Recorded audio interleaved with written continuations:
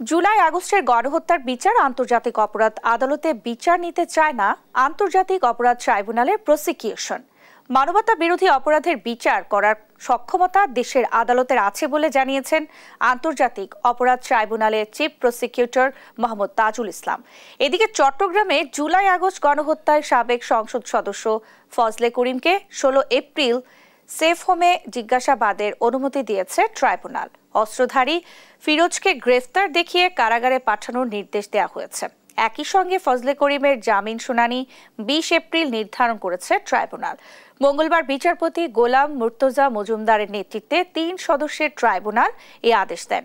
আগে গত 25 মার্চ বৈষম্য বিরোধী ছাত্র জনতার আন্দোলনের সময় চট্টগ্রামে ছাত্রদল নেতা ওয়াসিম হত্যার ঘটনায় করা মামলায় সাবেক মন্ত্রী হাসান মাহমুদ, মহিবুল হাসান চৌধুরী নফেল, চট্টগ্রামের সাবেক সিটি মেয়র আজম নাসির রেজাউল সহ 15 জনের বিরুদ্ধে গ্রেফতারি পরোয়ানা জারি করেছিলেন বিশেষ ট্রাইব্যুনাল।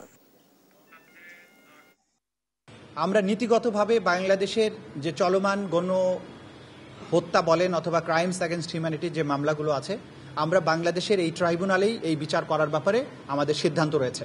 আমরা কোনো অবস্থাতেই এই বিষয়টি আইসিসিতে প্রেরণ করতে চাই না, এটা আমাদের সম্মিলিত সিদ্ধান্ত।